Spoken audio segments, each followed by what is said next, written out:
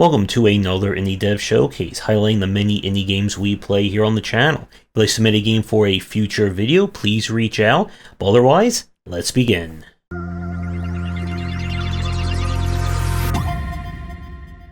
We're starting things off with the action roguelike Schism. Now, Schism is in early access, and that's when this footage is taken from, so what you see may not represent the current version of it. This is a shooter and kind of like a more advanced version of something like Monolith / Star Providence. You are going to go from room to room, shooting and pew-pewing your way around, trying to power up and defeat the strange things that are coming to get you.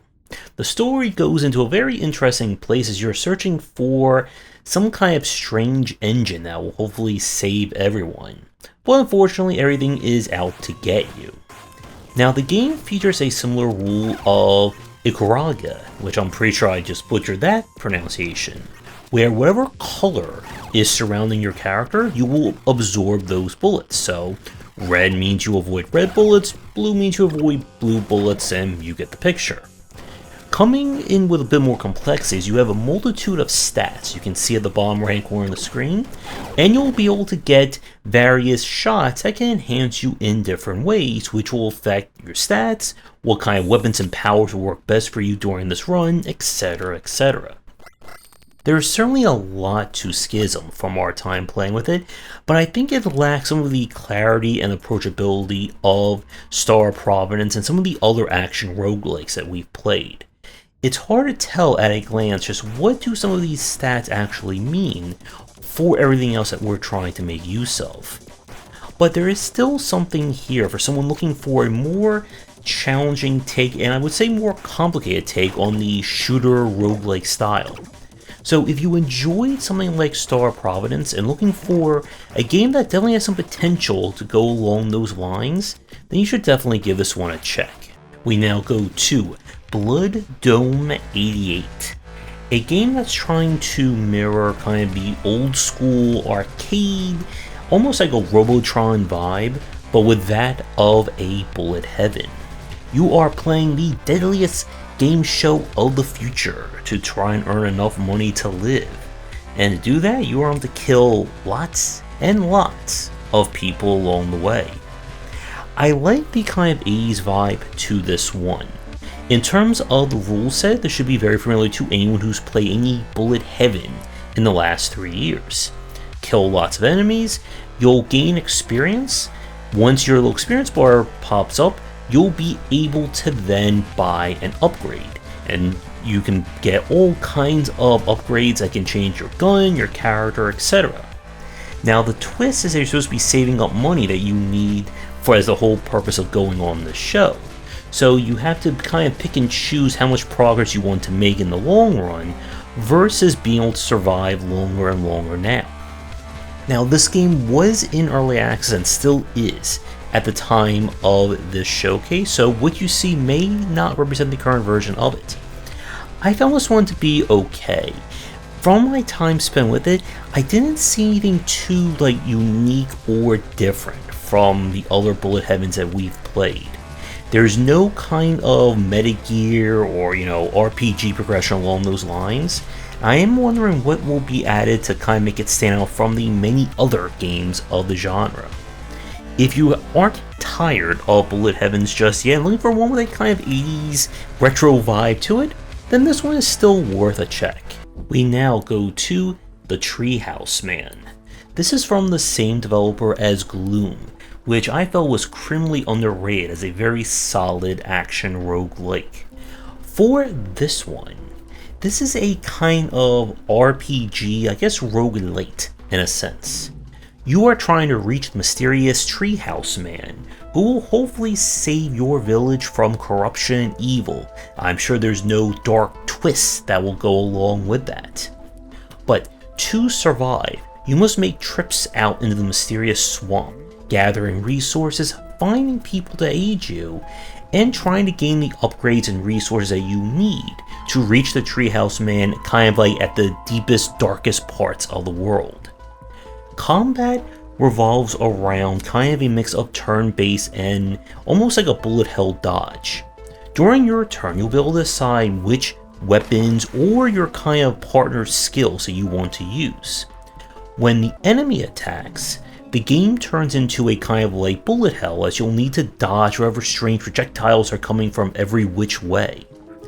Get to the end of your path, and you'll gain resources or other clues that you will then be able to use to further your progression, get more helpers aid you, and learn more of the story as to what is happening. It's a very clever take. I like the atmosphere and the aesthetic.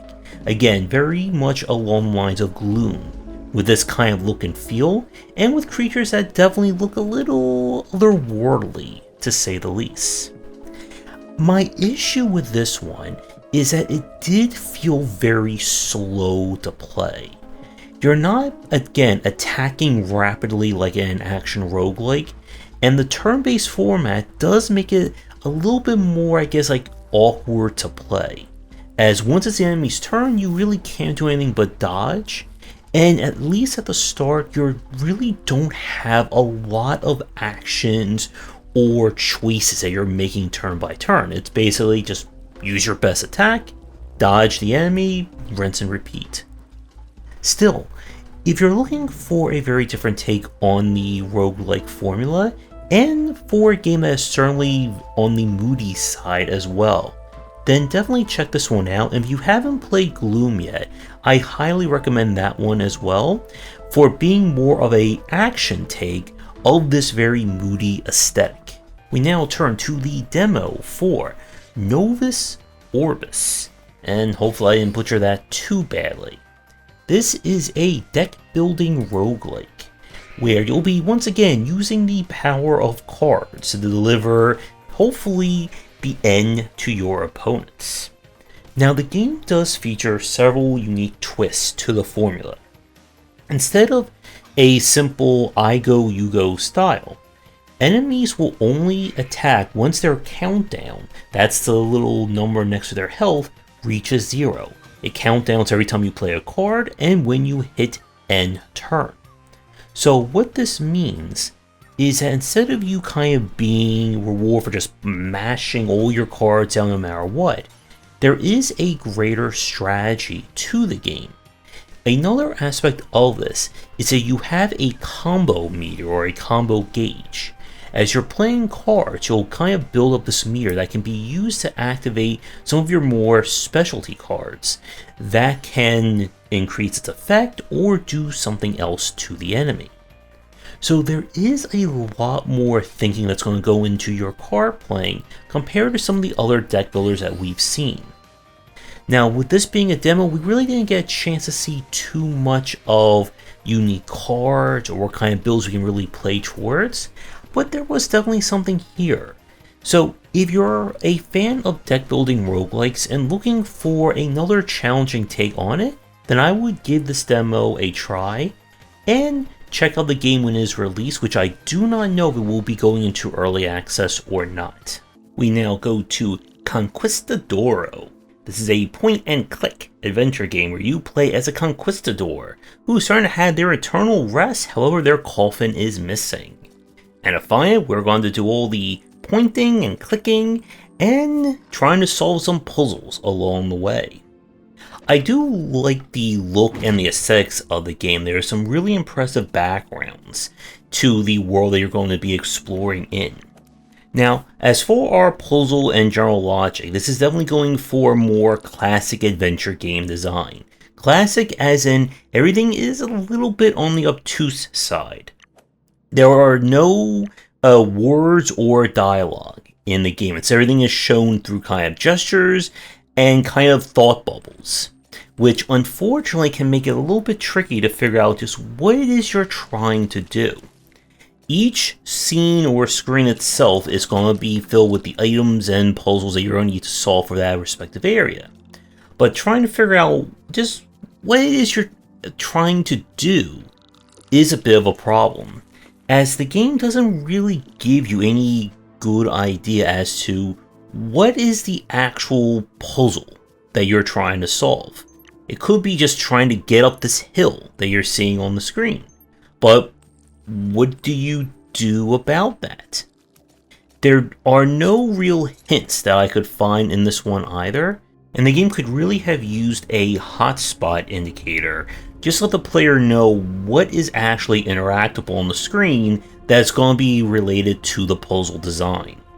And it's because of that if you're not a fan of kind of the older school, more archaic puzzle design adventure games, then this one is probably not going to be for you. But if you are looking for a very good looking adventure game that's definitely going to give you some challenging brain melting puzzles, then you should give this one a try if you're looking for that level of point and click adventure games. For the last game in today's showcase, this is Omnigon. This is a Metroidvania where you play an operator who's been sent to the enemy's base to discover their secrets, and apparently wear lots of hats. Quite literally, you're going to be wearing lots and lots of hats. This is a kind of short form Metroidvania game, where you'll explore a few areas trying to get as many secrets and hidden stuff as you can before you get to the exit and leave. There's kind of like multiple endings to some extent depending upon how many secrets you uncover. Each room has a very weird or wacky name to it, and you're going to have to try and get everything that you can here. The twist on the formula is, first off, when you're wearing your quite literal tower of hats, it will affect what rooms you can go into. Sometimes the ceiling is too low and your tower of hats may literally not be able to fit there. You'll also gain the power to transform anything into a kind of weird secondary form. This can be used to get new dialogue out of characters, completely defang an enemy, or make something far more dangerous. You'll have to kind of figure it out as you go. In terms of difficulty, this one's a little bit of the odder side. It is more puzzly in nature, especially when you start combining the different hats and their various properties to doing different things. But the general combat itself can be a little bit awkward at first. Your standard punch is very, very slow. But as you get new options with your hats and other stuff along those lines, it starts to open up.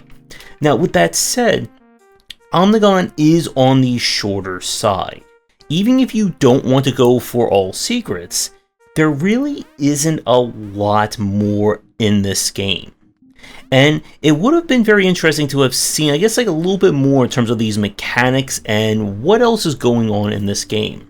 Still, if you're looking for a very imaginative and original Metroidvania, and one that's not going to take you a whole lot of time to uncover, then you should give this one a try. But with that, we're going to wrap up this week's showcase. You'll find links to all the games down below, and if you'd like me to play your game for a future stream and showcase, please reach out. Let me know what you think about these ones down below, and thanks again for watching, and see you all in the next video.